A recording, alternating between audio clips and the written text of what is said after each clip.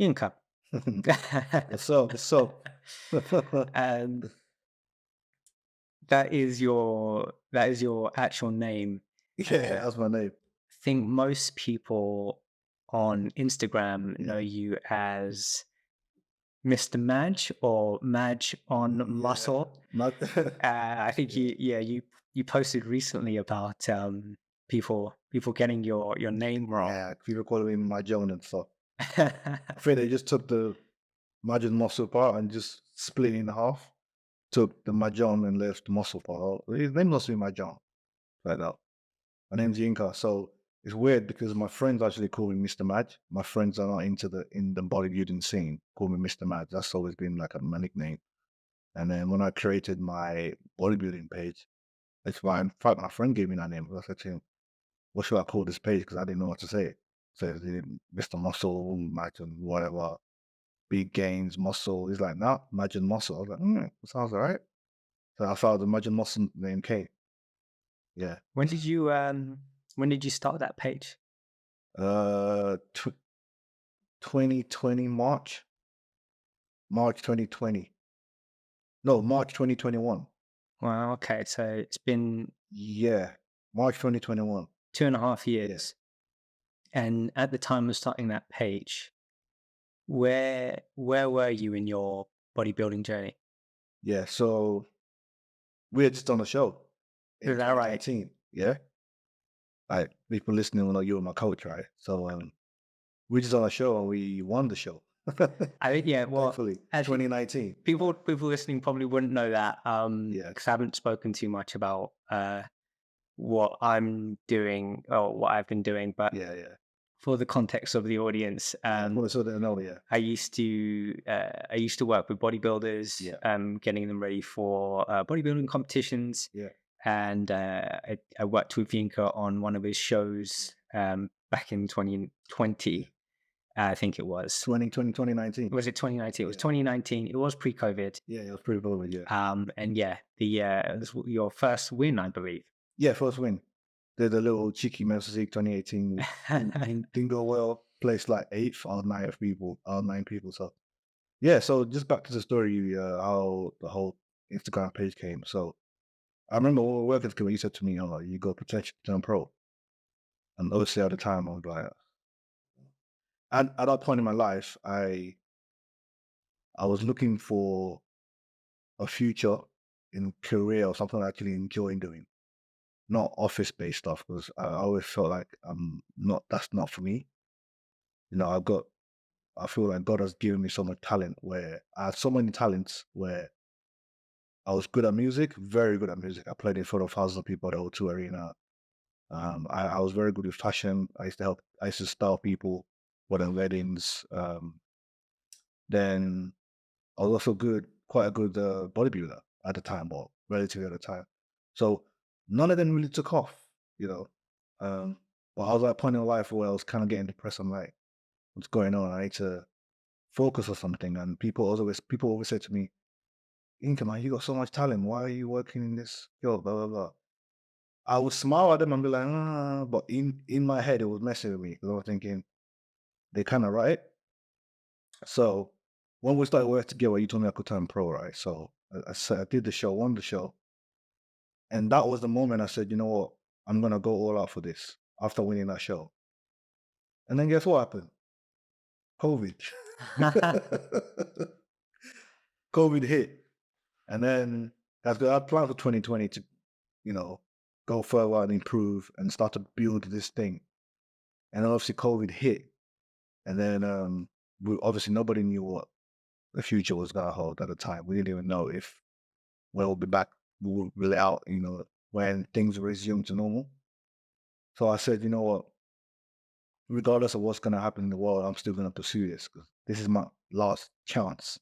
This is my last chance now to go after something really 100%. So I said, you know what, I'm gonna start a new page. So I made the page. I just started building from there. So yeah, that was kind of the story of how the new page came about. You know, actually, it's interesting that we've started the conversation on the beginnings of Yeah. your bodybuilding social media page. Yeah. I suppose I'd be curious, how much do you think that the social media aspect of it and that Instagram played a role in your journey up until now? Yeah. So you mean like how did it play a role? How? So yeah, making that page, Yeah. posting on it, and then sort of setting your intentions almost, and then along the way, say you didn't have the social Yeah. media page, and you Oh, didn't have the social media aspect, do you think you would be where you are right now? 100% because I was doing it before social media. Now, I think the reason why I can last in this game is because I enjoy training. First thing I enjoyed doing was going to the gym and training. You know, my bodybuilding didn't start in 2019. I've been going to the gym since 2011 and learning and building, learning and building, learning and building. So if there was no social media, I would still do it.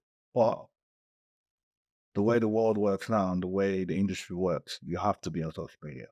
It's part of the sport. Even if you look around, every business now is on social media. So that's the reason why, that had to be done because in this day and age, you have to build your brand from scratch. And social media is like the number one sport where you can actually build your brand so you can get seen by other brands. I mean, that's how it works, right? Fair. Yeah, I suppose I can imagine that there's so many people who through social media Yeah, have come across um, all different types of fitness, including yeah, bodybuilding, and maybe have felt inspired by the images and videos that they yeah, come across, like following people, made like connections, and gone to try things. I mean, if we even talk about why you decided to compete in the first place, um, what led to that? yeah. The first time I decided to compete, my mindset was thinking to be a bodybuilder. I went to a show. I went to Maytay's show, Right. the British finals in Nottingham, I think. And obviously, I've been going to the gym. I've tried to do my own diet to get in shape. Didn't work. Didn't know what I was doing. Downloaded my fitness pal. The regular stuff. I had no idea what I was doing. Putting popcorn in the diet because it accumulated the macros. Just didn't know what the heck I was doing. Right. So I went to obviously I'm being friends with Maytay for a while and knew Maytay from college, and I'm looking at this guy on Facebook, and I think Instagram wasn't really popping that much in terms of bodybuilding. Like this was 2017, 16 time. Okay, how is this guy looking like this? So anyway, I went to the show. Um, he won the finals, right? He won. Yes, he did win. Yes, that was the year, Yeah, because I remember you were in the group yeah, yeah, picture yeah, yeah. That's at the first time I the met you. end. Right, yeah, Yeah, that's the first time I met you. He won the show. Like I'm looking at the show and I'm sitting in the audience. I'm like, this is fun. I want to try this. And looked at it as an opportunity for me to get in shape. Something I've been struggling about with for years because I didn't know what I was doing. And that's why, if you remember, Celso was there. So I had Celso to coach me for my first show. that's right. So I wasn't even thinking trying to be a bodybuilder. Yeah, it's yeah, It was just like a fun thing. for the audience itself. So is a friend Yeah, of ours, um, who actually, so yeah, Mate is a friend of ours who yeah. I coached for a period of time, and he did very well in bodybuilding How many competitions. shows did he win? Like 20 shows. It's really I up used to look. I looked up to Mate. He has no idea how much of an inspiration he he is. was Like uh, he was he was definitely on another level. a fantastic competitor, and done exceptionally well. He then also trained another guy called Celso, Yeah, yeah, and then Celso and you yeah, guys were all at the same gym, so you kind of got to know each other. yeah, yeah. Actually, um, how I had Celso, well, not how. I don't like to say the word "how." That sounds rude. How I got in touch with him to coach me was I saw a photo of him on Instagram with Mate. I'm like, this guy looks nuts. Then I DM'd him. I said, can you get me a ship? And that's how we got working together. Okay. And then it was funny enough because we were all in the same circle. It was, yeah, it's a small world, isn't it? Small, yeah. Um, okay, so you ended up doing your first You should be a uh, fit. UK BFF bodybuilding show, Yeah. and like, so what happened there? So we did the men's physique. Right, I did men's physique because I said to myself, I'm not getting on stage in trunks, so I'm looking for the safest thing, which is obviously men's physique because you wear board shorts, right? Okay, 'Cause I was thinking this looks cool, man. It looks like it was really cool wearing board shorts. So I did board shorts. I think we did a 20-week prep. I was really fat when we started that wow, the diet, and that's one thing I didn't even know about that. I didn't know you being fat is gonna you starting a prep being fat, it's gonna affect you but it took almost half of the year. off of the Wow, yeah, and it was hard, man. It was but me naturally, I like challenges. So even though it was hard, it didn't really phase me like that. And I think that's why I fit perfect with the sport because it's a hard sport. And I'm just beginning at the time, and I didn't see it as, oh, I can't do this in the long run. I enjoyed it. Even though it was tough, I really enjoyed it. It helped me with discipline, with structure, just having a goal, and putting that goal to fruition day in, day out. And also it taught me how to be what's the word? How to inspire others. Because people watch you, right? Some people struggle with being disciplined, and for me that was one of the things they helped me with. So back to the question, how did the show go? Yeah, placed eighth out of 9 guys. I remember backstage. In fact, Mayte told me, he said, "Bro, you're too big for men's physique." I'm like, what do you mean I'm too big? Like, yeah, you're too big for men's physique, man. And this is 2018. I didn't see it at the time. He was like, "You're too big." I said, "Well, I'm gonna do it anyway." Did the show, then got eighth place. I wasn't even in condition. It was good condition. I was all right for my first show, right? And I remember I was backstage. I was in a hoodie, and one of the competitors came to me and said, "Well, what class are you doing?" I said, "Men's physique." He said, "Are you sure?" I said, "Yeah, I'm doing men's physique." He said, "No, you're too big." And you were telling me as well, right? You should do muscular physique. At the time, they had muscular physique, right? wow, yeah, I know who knows You what don't remember happens. that? Yeah. Who knows what They happens were in like, that "You should do, category? you should do muscular physique." And I was a bit stubborn. I'm like, "No, I want to do men's physique. That's what Mate did. I'm gonna conquer everyone." And I got my ass whooped. Wow. So you've given 5 months of your life Yeah, towards this sort of first show. yeah, You've come eighth place. uh, now, fast forward to now, I guess yeah, 2023. Um, for those of you that don't know, Yinka has just turned pro in the most prestigious bodybuilding organization in the history of bodybuilding, which is the yeah, IFBB. So you are now amongst the elite of bodybuilding worldwide, which is a huge jump from eighth place, wearing board shorts at a local show somewhere in Kent, no doubt. yeah, Um, Relative to that 5 months that you spent in your first show, coming eighth place, to the preparation that for this last show where you've just basically become part of an organization of the best bodybuilders in the yeah. world. How would you compare the two? Hmm. In terms of the type of work, the work that went in, or yeah, The the type of the experience that you had, the work that went in, yeah, who you are now versus who you were then. yeah. How does it compare? This particular prep was probably the hardest prep. Um, Not because of the work or that goes into the prep, not the diet, not the cardio, the training. Because like I said earlier, I enjoy those things. That's the number one thing. What was different this time around is because I'm a dad of two. Mm, Um, yes, back then I wasn't a dad. What was I? 2017. Yeah, my kid. I just had one kid. He just turned one. Now I've got a 6-year-old and a 4-year-old. Wow. Yeah.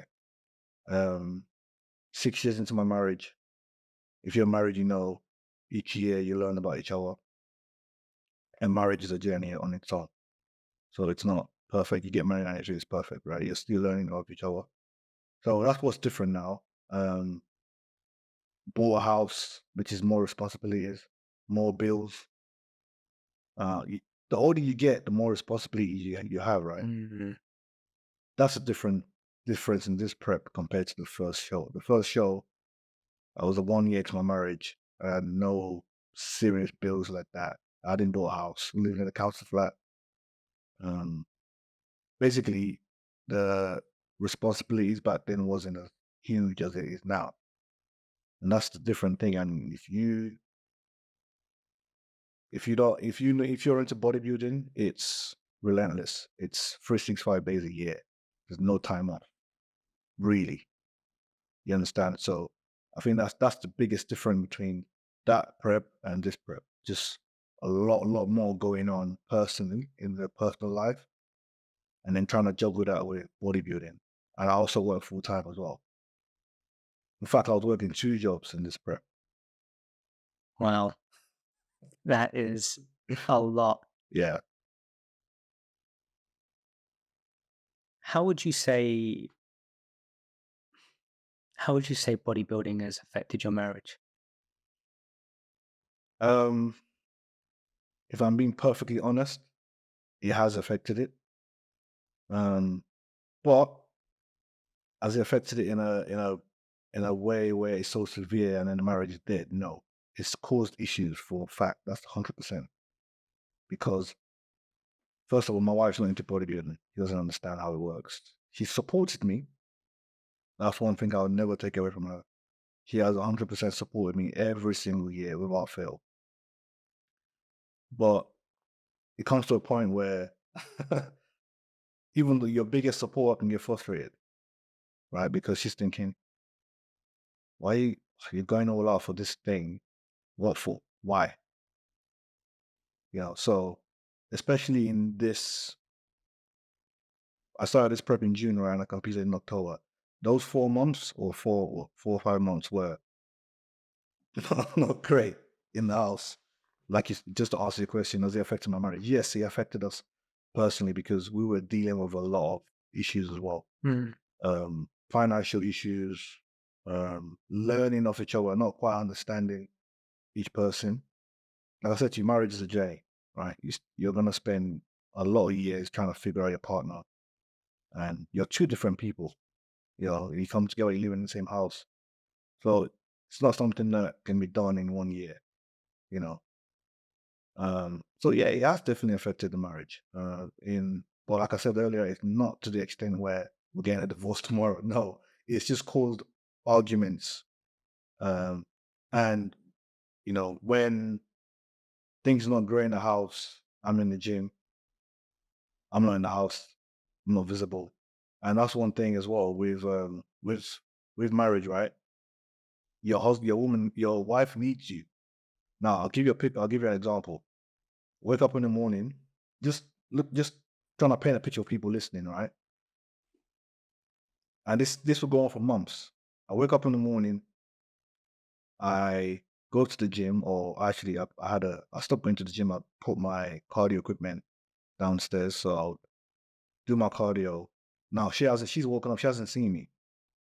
Gone to do my cardio, come upstairs, take the kids to school when I've got the energy.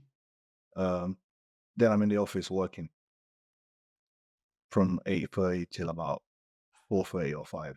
Maybe I'll come out of the office once just to get my meals in. Then when work's done, what am I going to? Going to the gym from 6 till about 8. 8:30, I'm back. It's almost 9. I have my last meal, but I'm in bed. I'm not available. Mm. I'm not. So that's going on for 3, 4, 5 months. So that's definitely going to cause issues in the house because she's thinking, I'm married to this guy and he's not around. So that's one aspect that's definitely affected the marriage, because marriage, you need to be around for your partner. Now, I I do my best to be a father and a dad at the same time, but it's really hard to juggle both. Like we're taking my kids to school, getting them ready for school. I was doing that regardless. There was no problem doing that. It's me being available as a husband that was more the real issue. But I wasn't doing it because I wanted to. I'm just tunnel vision on this goal where you're not even seeing anybody else, and that's what bodybuilding does for you, for people. So you have to. I'm very blessed to have a wife that's understanding. Where even in the midst of things are tough, we might argue, and then the next day we're like, we talk it out, and we just move forward. You know, That's incredible. There's there's not a lot of I don't think there's a lot of insight into, what bodybuilding is like for yeah, the people in the bodybuilder's lives, whether it's the partner, whether it's the children, whether yeah, it's the family members, whether it's the co-workers, um, because it is something that sort of requires so much yeah. self-focus. A lot of the sacrifice that occurs isn't just by the bodybuilder themselves; it's like Everybody else everybody else around. suffers. Yeah.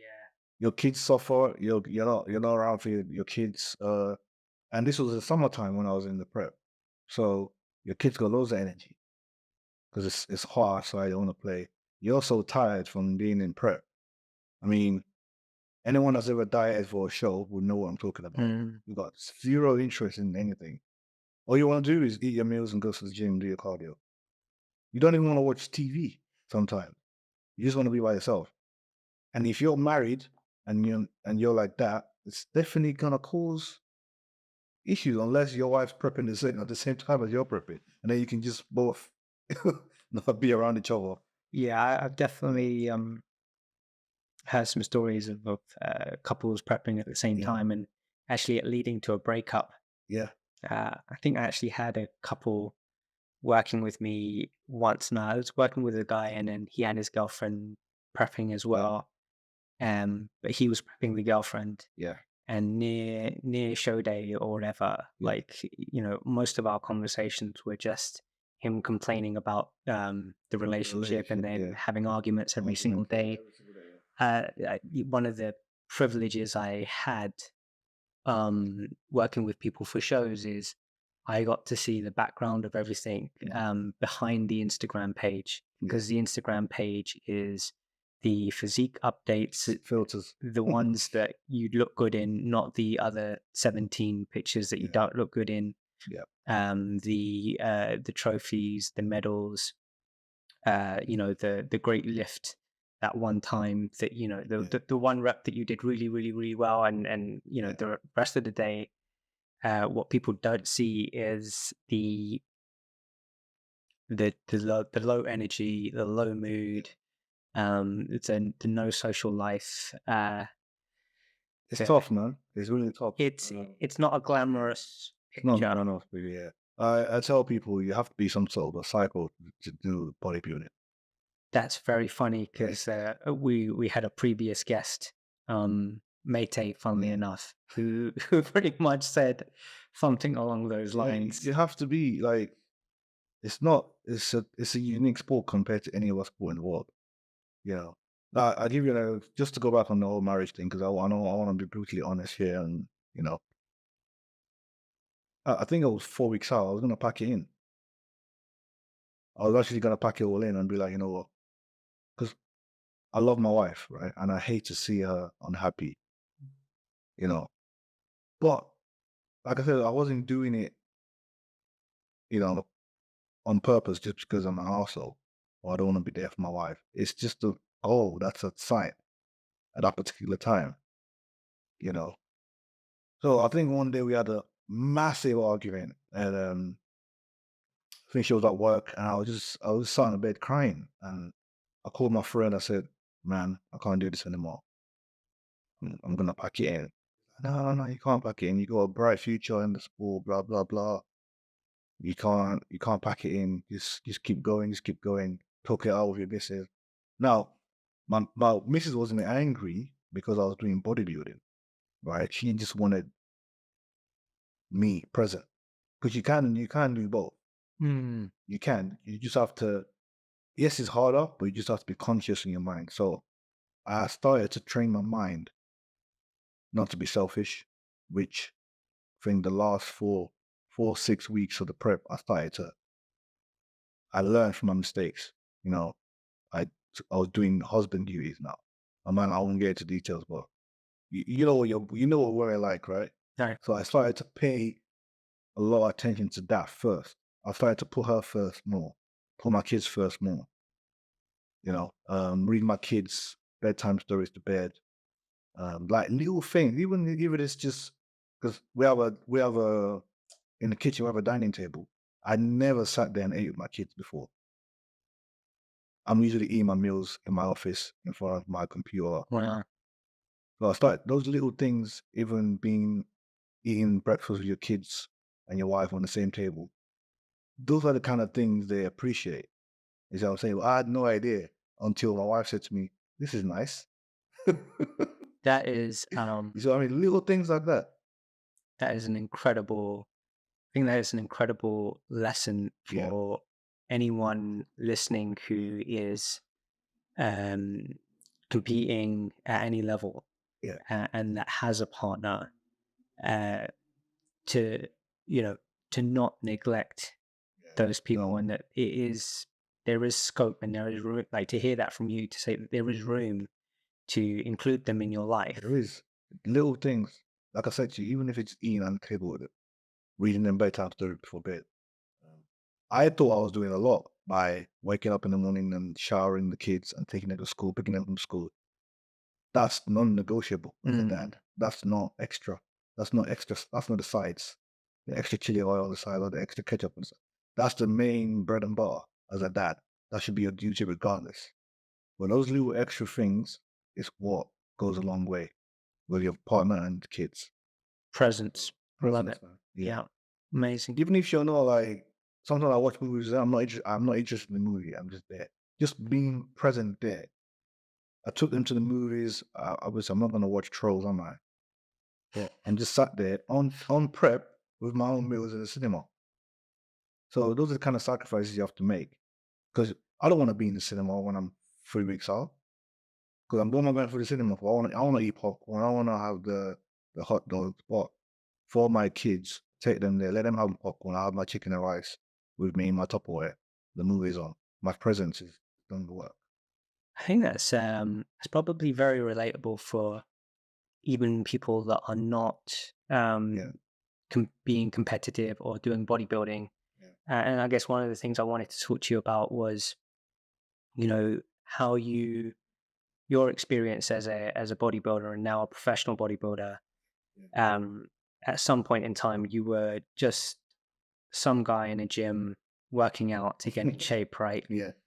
And so, in terms of what it's taken you to get to where you are now, and even what it took you to start in the journey that you got to now, versus just being the guy in the gym that wanted to get in shape, is how much of what you do now is necessary for just that regular person that just wants to be in shape. How much of what I do now is necessary for the person that wants to get in shape? From the level of commitment that you give to it, the sacrifices that you make, how hard you Yeah, I work get at you. it, I get you. and Yeah, anything else that kind of goes into what makes you the level of bodybuilder that you are. Um, versus just Darren or Millie, who works an office job and goes to the gym after work and kind of wants to look good when they're on holiday. yeah. I mean, the only thing I can say is just hard work. That's it. That's all it is. There's nothing different. I mean, the work of it now compared to back then isn't any different really. Um, the only difference now is I have a lot more stake um, than back then. Back then, I was just a regular guy in the gym, just trying to get in shape. Now I'm a professional, which if you're a professional at anything, there's a lot more at stake because now you're building towards a career. You understand? So don't know if I'm making sense. How many times a week would you go to the gym, In prep, in general? okay, in prep I go 5 days a week. In off season I do 4 days. Really? Wow. Yeah, I cut it out of the 4 days again, just to be a bit more available to my family. That's I started doing that last off season because I this year was the year that things really hit the fan in terms of the issues and how you said bodybuilding affects your marriage. The first 2 years, it was like, but it's going to well. But finally, this year, it really like got really hit.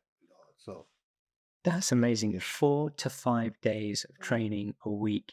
I think anybody on the outside, looking at these, out of these world physiques that bodybuilding has to show, and mm, I work as a personal trainer working with so many people. yeah, Um, the most common thing that you hear is, "Oh my God, you must work out all the time," no, and 7 days a week, twice a day, and all of the like the how the average person imagines the level of yeah, you commitment spend all and your time in the gym. right Yeah, that goes towards this, and to some extent they're not entirely wrong, but uh, there's obviously quite a wide yeah, variety of yeah. Obviously, it's more intense in contest prep because you do fasted cardio. Now, I used to go to the gym to do cardio, but I was able to get some cash, build a shed, and put a bike in there in the garden. So wake up, do my cardio there. Um, because I'm usually in contest prep in summertime, so it's still quite warm. So I can do the cardio outside and then go to the gym in the afternoon or in the evening. And then don't forget the steps as well. 15K steps, maybe 12K steps a day. So you have to split that across the day. So technically it's 7 days a week. And then if you're 4 weeks, 3 weeks out, depending on what your coach says, you might need to do cardio 7 days a week. But we don't lift weight training 7 times a week. No, it's usually 5 times in the conscious prep and 4 days. Okay. So just for, I suppose, just to for clarity, the actual the the weightlifting is 4 to 5 days a week, but 7 days a week, some form Some of sort of where, yeah, exercise is happening, yeah, and that goes towards creating that outcome. yeah, absolutely. Okay.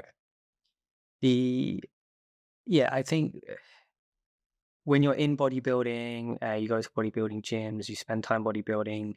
Um, it is a bit of a bubble from my experience, and people start to assume, and especially if you go on social media, and especially the way the algorithm works, it's like it just feeds you more of it. Oh, So you yeah, imagine that like everybody out there is part of this world and everybody knows about it, but statistically, it's actually a very small very small. niche.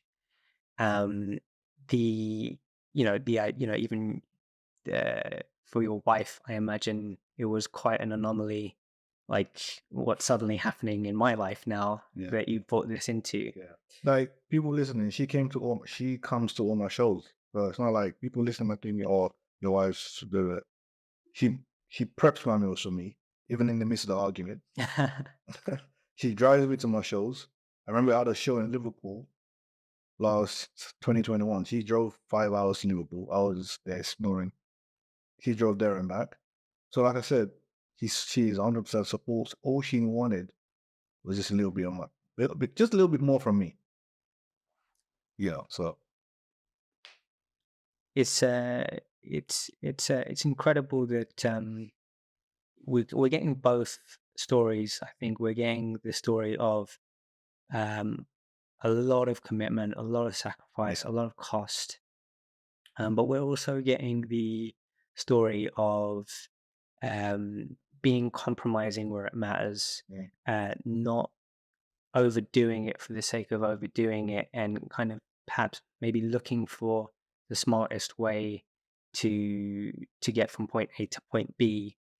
So I think it's definitely important for people that are just the looking after their health and fitness, yeah, and maybe aren't taking it to the level of bodybuilding. They understand that even a bodybuilder is a real person with a real yeah. life, with We just look like relationships and a job and yeah, we look people, kids man. and also has to like make considerations for all of that kind Mm. of stuff. Because I've definitely come across all these guys, especially who feel like, and they're just trying to get like to look good on the beach like they're not even trying to go to that The level of stage. They're trying the to get on stage. stage, or and they're like talking like they have to make all these big sacrifices Yeah. and XYZ. And in all honesty, and I'm trying not to delve down this route too much because I don't want to be too judgmental, Mm. but most of the time it's that when they have the opportunity to, they just don't work hard enough, which is why they end up trying to compensate by being in the gym so much. And it's like, well, if you did go to the gym 4 times a week and you worked hard enough, you would really see your outcome. Yeah. You actually don't need to be there 7 days a No. week. But when somebody's in the gym nowadays, especially, what do we see? They're on their phone, they're having conversations with other people. Yeah. I don't know about you, but I use my phone for a stopwatch and music. You damn sure can't come and talk to me. Yeah. And all I'm thinking about is my next set. Yeah, makes sense, yeah. And I'm probably nowadays, especially, starting to get my training sessions just under an hour. Because my Yeah. glycogen levels are dropping, and there's only so much more like effective work that I can actually pull off Yeah. without starting to like tap out. Yeah. And what I'll see is I'm still in the gym because I'm working there. 3 hours later, that same person that was working out at the same time as me is still on the floor, still doing some sort of exercise, Yeah. casually just moving from one thing to the next. Yeah. And that's probably where I'm sort of like trying to highlight to individuals. It's not how much time you spend in the gym, it's how hard you work when you're there. Yeah. Um, and you probably don't have to make the same sacrifices a top level bodybuilder has to make, or whatever you think they have to make, because actually top level bodybuilder is sitting right in front of me telling me, at most I'll go to the gym 5 days a week. Yeah. And I tell you now, we're going to go on to this in a second. 9.7 out of 10 people, including myself, don't have Yinka's capacity for building muscle and doing well in bodybuilding. Yeah. Um, so it's not sometimes it's like you have to really question yourself, how much do I need to be trying to be like this guy, when actually it's almost like a physical impossibility to be competitive Yeah. against some of these physiques that you see, and really just try and be the Yeah. best you can be. So on that note, one of the things I find is quite controversial, because in bodybuilding and in sports, I am of the opinion that genetics matter. And what I found is some top level athletes sometimes dismiss the genetic factor. My theory on it is that they don't want their hard work, commitment, sacrifice to be dismissed. Yeah. Certainly, when I say genetics matter, I'm not being dismissive of everything else that goes in, because I can see firsthand, and what I've just touched on is that most people aren't giving it to the same level as these guys. Yeah. But at the same time, there is a ceiling for some of us that other people don't have. How much of a role have you seen genetics play, not just for yourself, but for Yeah. the top level in bodybuilding in general? Yeah. Anyone that says genetics doesn't play a factor is like straight up lying or doesn't know what he's talking about. Genetics is, I always tell people, is number one. That's the number one criteria in the sport of bodybuilding. Then it's the hard work. Because I always give this example. You could have two guys, right? Obviously, they're not going to have the same genetics, two different genetics. They eat the same food, train the same way, take the same whatever they want to take, and one guy will be superior. Now, what separates them? Is it the hard work?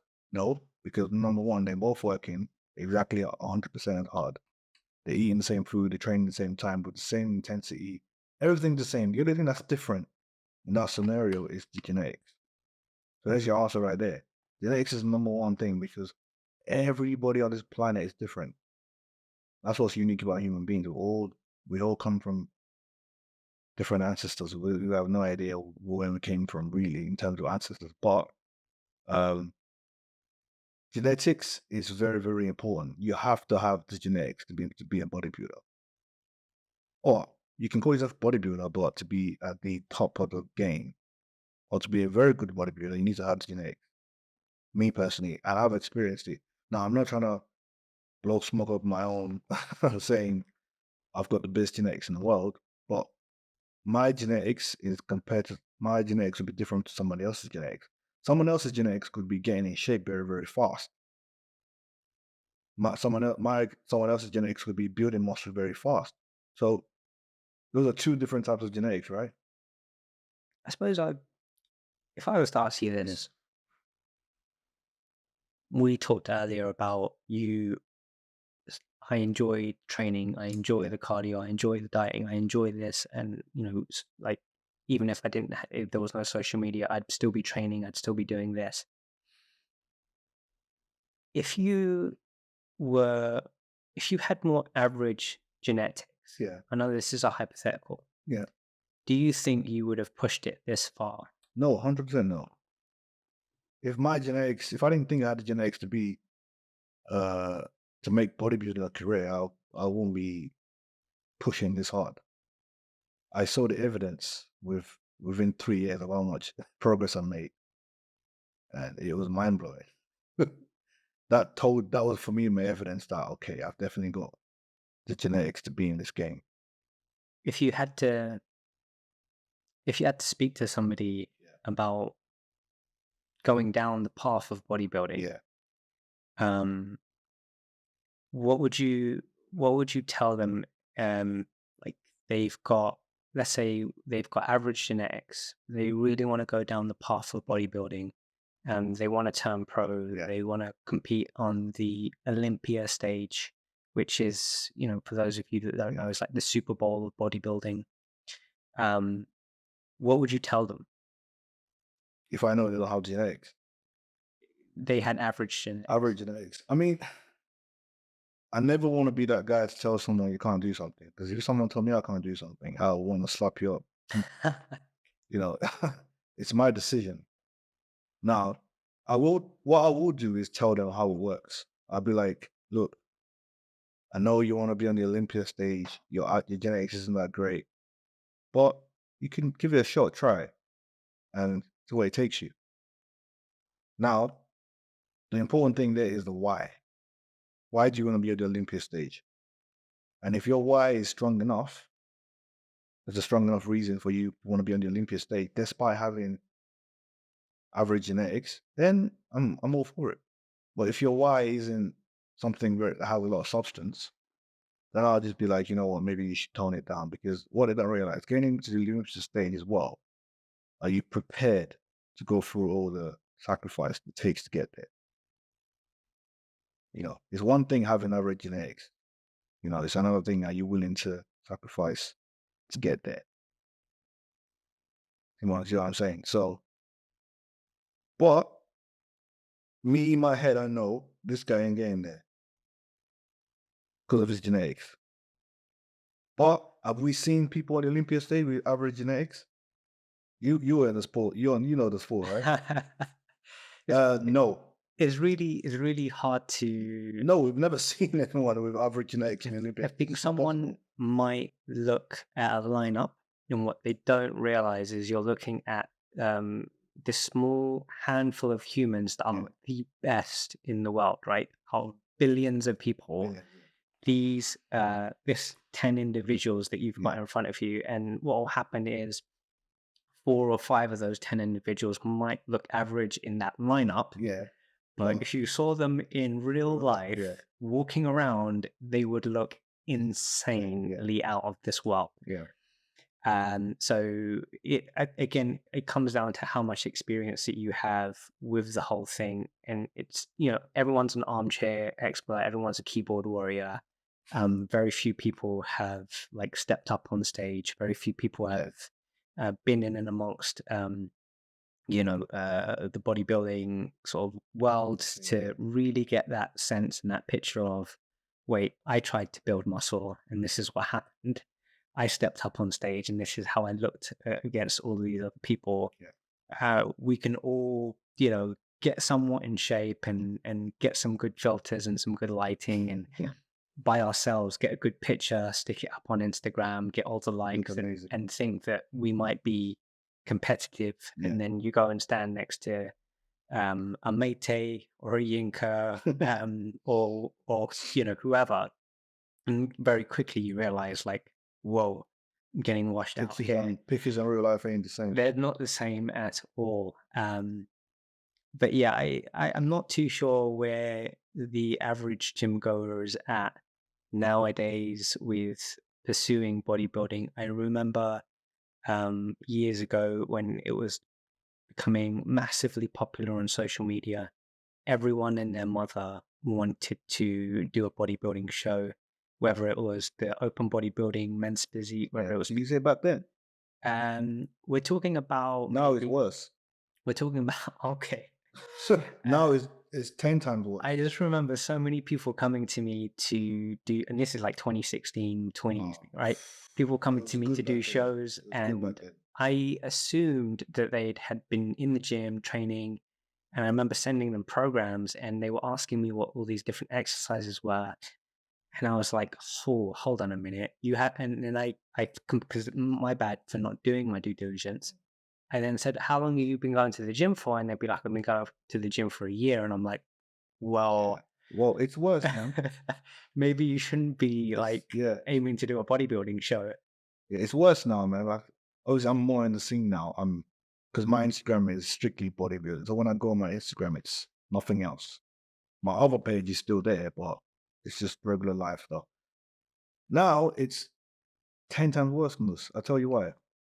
The difference between when I did my first show and to all these newbies is that when I did my first show, I already had a body of work in the gym for about 6, 7 years of just training, enjoying training, going to the gym, just building and building and building, eating bodybuilding foods. Obviously not 100%, but I knew my chicken and rice. I knew what protein, fats, carbs were.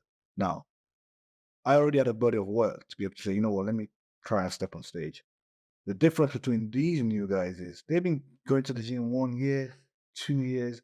They have no idea who Mr. Olympia is. They don't know who Ronnie Coleman is. They don't know the history of the sport. They just think, that looks cool.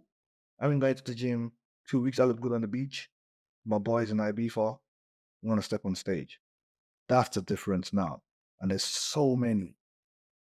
That is See what so I'm saying? interesting. That is different. I already had a body of work. These guys have no body of work. Their body of work is getting in shape to go out beef off. One of my observations in the last year or so, um, which is a little bit concerning, and it's definitely something I want to touch on, and it kind of like leads us onto a more sensitive topic when it comes to bodybuilding. Yeah. Now we're about the same age, like late 30s, and Wait. Oh, you're old. Oh, you're old, bro. 40 is knocking on the door. Wow. Yeah. It's hard when you say it like that, right? Yeah. But when we were like 17 years old, 20 years old, 25 years old, and I'm sure this was the case for you Yeah. as well, the idea of taking steroids Yeah. was just so like far removed from being possible at all. Like, Mhm. you would never consider it. Mm. It was just completely frowned upon, completely taboo. We were just all like, no, no, that's No. definitely. And No, the most it would go to is like, right, train for 10 years, and then when you're 30, maybe consider taking it then, something along those lines. So our culture as young guys going to the gym was to absolutely not touch it, to stay away from it completely. We did all understand, though, that it was a part of competitive bodybuilding, and as it is today. Yeah. What I've started seeing is like 18-year-olds today, um, they are first off, there's a lot of like social media content of these 18-year-olds talking about steroid use and taking steroids. I'm seeing it in the gym where I'm seeing these young guys who clearly don't know how to train very well. Yeah. Very poor technique, very poor exercise selection, like almost hardly any range of motion in their movements. But they are jacked to the gills, right? And funnily enough, they're not actually as strong as you would like to get to that level of size. You would have had to do so much training that you would actually have developed a certain amount of strength, and they don't even have that strength to move certain things. So it's now starting to seem like it's way more acceptable as an 18-year-old, as a 22-year-old, Yeah. It's uh, cool now to talk about it. to be taking steroids without actually having done any real time in the gym. Um, what's what's your observation of that? Completely agree. Because I see it firsthand 3D in the gym. When people talk to me about it, I see it on social media. You know, the one that does my head in the most is when, you know, on Instagram, right, people do ask me a question, right? Now, if you I follow obviously I follow a few professionals that I love their physique. The most common question is always about PEDs. Wow. You know what I'm saying? So it's just like spoken about like it's vitamins. No, it's not vitamins. This is some serious stuff, man. You know? So I completely agree with you. It's like, and it's the age. When I was 18, I had no idea what steroids were. I mean, my first ever encounter with steroids was when obviously as a kid everybody hears about what's the name of that runner that got banned? Um, Uh, I know who you're talking about. the sprinter. It was like Ben Johnson or Yeah, something. Ben Johnson, Yeah. right? Growing up, that was the only thing I knew about steroid, which is all you got banned for taking steroids. You know what it took, but growing up, we ended up hearing he took Winstrol, which is even not that crazy to be fair. Yes, it's an anabolic steroid, but it's not how they made it out. But because as a kid, when you hear that he took steroids, you're thinking, well, that must have been some bad stuff where you can go to prison for, right?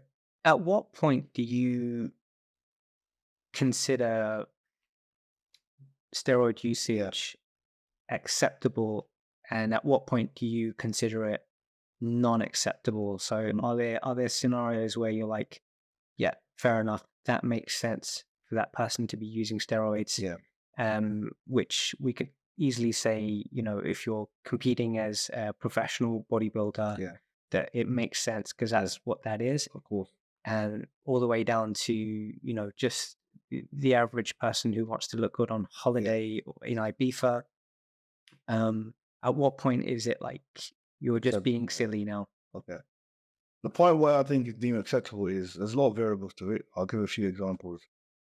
I think it's acceptable where you've got body of work of training in the gym, you've mastered that already. The food, your rest, your recovery, all of that is all ticked, like non-negotiable. You're perfect with those things. Now that's 4. 5, you're a competitive bodybuilder trying to make a career out of this. You're not just trying to be some random amateur or trying to be a good amateur. Like, what is the goal? What's the end goal? Yeah.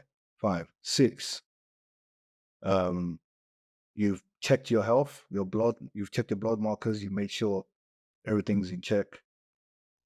Those 6 things for me have to be checked off before you decide, okay, I'm going to do this. I'm going to take PEDs. You know what I'm saying? Now, for me, where it deems unacceptable is you're taking it just to look cool.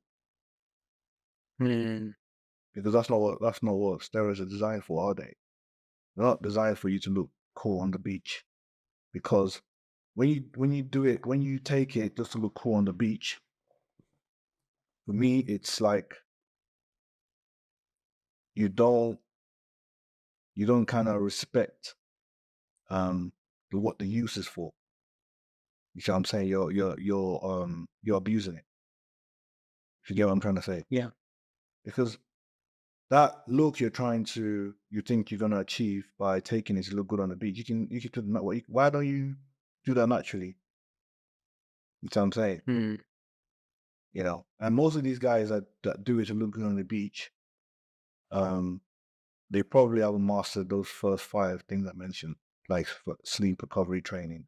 They trying to use the PEDs as they think it's a secret sauce that's going to help them. And I've seen these guys in the gym as well. They don't even look like they're taking PEDs. I've seen them. Another thing where I think is acceptable is I know people are naive. A lot of these Hollywood actors are on PEDs. When I told someone The Rock was on PEDs, if I was talking nonsense, The Rock taking PEDs, I'm like, how do you think it looks like that? Yeah, How do you think Hugh Jackman transforms to Wolverine within 6 months? how do 50-year-olds Yeah, maintain that level of yeah, muscularity? muscle mass. You see what I'm saying? So you're using it for something that has substance, right? So it's your job. You're prepared to take that risk. You taking this look cool on the beach, for me, it's a little bit like a bit stupid, in my opinion. I would say, yeah, to add to that, a lot of the horror stories that I've come across, at the same time, the person who's using PEDs is also doing coke on the weekend, Yep, drinking, yep, yep. you know, Yeah, smoking, all the, 100%. and Yeah, hence why they've yeah. ended up with a bunch of A health bunch of health issues issues. Yeah, that got like I said, yeah, exacerbated. like I said, someone who's got health genetically. Let's say you were born with a heart issue. Today, some people are born with heart issues, right? And then you add PEDs on top of that. Of course, it's gonna You got you, greater risk. you got far greater risk if you've got blood pressure issues. You got well, if you, like I said to you, it's genetics as well. But if you got someone who's got no health issues, no side effects, and then they add PEDs, they are far, far less likely for the PEDs to affect them if it's done safely. I think yeah, there's definitely that consideration. Yeah. So there's a lot of variables. It's not black and white as people make it out to be. There's Just so many variables. This, that, is, So it's that's one thing it's I've learned. definitely, I think it's a very amazing insight for Yeah. anybody to realize that it's worse for you to not exercise, to smoke, to Yeah. drink, to Worse. have a poor diet than it is to Yeah. take PEDs. Not to say that people should go and take PEDs, Nope. but it's like drives home the how much more important Yeah. those other factors are towards your Exactly. overall health. And another factor people forget is like especially bodybuilders, right? Because people might say, "Oh, bodybuilders die from PEDs." Da da da da da. Oh, and I always go back to what I tell people: look at the guys in the 70s and the 80s. They were all on PEDs. Are they still alive and breathing today? Most, yeah. Old stars still alive and breathing and look good. Lee Haney, how many Olympians did he win? 8. Yeah. His last one was in 1989, right? Or 1980. So he won from 80 to 80, 81 to 89, right? He's in his 70s and he looks really healthy. He looks good. Arnold, who people used to think it was natural, it was never natural. So what changed? The guys in the 90s are still going strong. Dorian Yates, 6-time Mr. Olympia, going strong. Looks well. Looks well. Sean Ray, like they look good. So these guys in the 2000s, the ones that are passing away, like what changed We've definitely seen, yeah, we've definitely seen an in the last increase. couple of years, man? Yeah, last couple of years it's spiked a bit. So, Yinka, I just want to say thank you for coming down. Thank you for having me, man. Thank It's you. been super, super, super insightful. Where can people find you? Yeah. Instagram, Major Muscle. YouTube, Major Muscle. That's it. That's the only 2 socials I'm on. Get the I tried the whole TikTok thing one. That's for like 15-year-olds. get the name Can't do right. it, man. It's Maj, Maj, and then on muscle, not Majan. My name's not Major. My name's Yinka. Great. Yinka, I am so, so, so grateful for you to come down. Big congratulations on turning pro, Thank you, man. and hope to have another chat with you again. Yeah, man. There's so Great. much more we have Yeah. to A cover. lot. We'll talk more in the future, but thanks, and we'll see everyone next time. Sure. Thank you very much.